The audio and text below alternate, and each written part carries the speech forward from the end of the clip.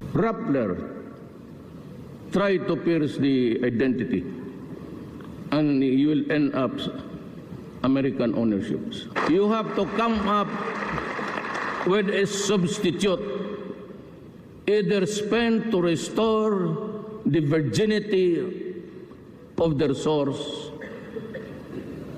or I will tax you to death. Wow. That was former Philippine President Rodrigo Duterte vowing in 2017 to go after one of the country's largest media companies, Rappler, for its reporting on the murders Duterte was ordering against his own people. In 2019, Duterte made good on his promise, arresting Rappler co-founder Maria Ressa inside the company's office in front of her team. Despite this, Ressa continued to speak out about the atrocities taking place in the Philippines and would be awarded the Nobel Peace Prize in 2021 for, quote, her efforts to safeguard freedom of expression. And Maria Ressa joins us now. Tonight, she is being honored again at the annual Vital Voices Global Leadership Awards ceremony taking place at the Kennedy Center in Washington, D.C. And thank you so much for being on the show this morning. Congratulations on receiving this award, this honor. What does it mean to you, Maria? I mean, the name says it, vital voices. I think now more than ever, we need to make sure vital voices are heard. And, women are at the forefront. Journalists are the first under attack. We need to keep going. Mm-hmm. Yes. Talk about, if you could, the journalists right now who are in hotspots around the world, putting their lives on the line, and how important that is to the safety of all people, especially either burgeoning democracies or democracies.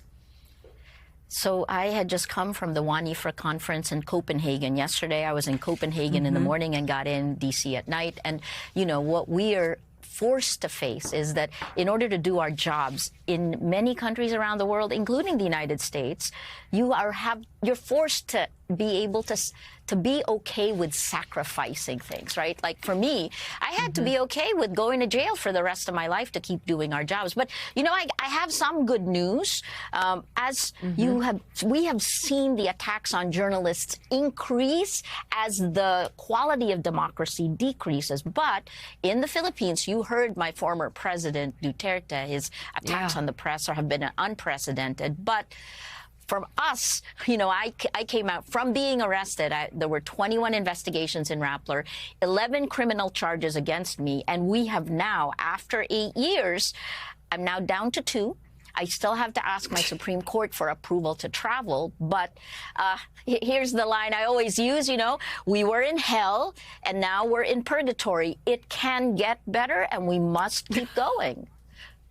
This is determination at its best with you. And if you look at the threats that journalists face around the world, the ones that you're still dealing with right now, we can add a new layer to it. Do you think? I mean, how do you think AI is impacting journalists and in some ways making the job harder?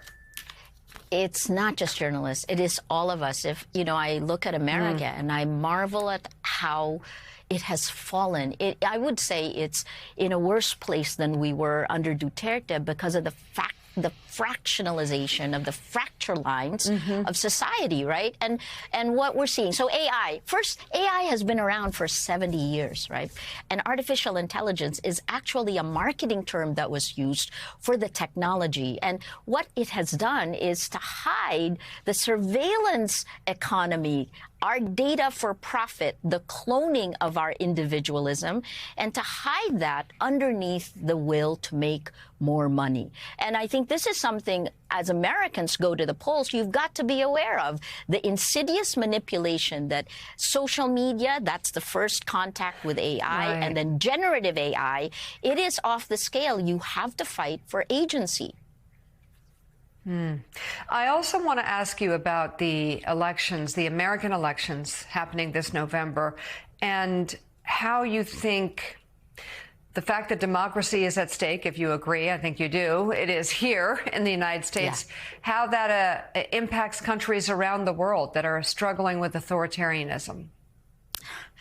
We are seeing, so in the Nobel lecture, I talked about how an atom bomb exploded in our information ecosystem. And we pegged very early on that 2024 is the tipping point year for democracy.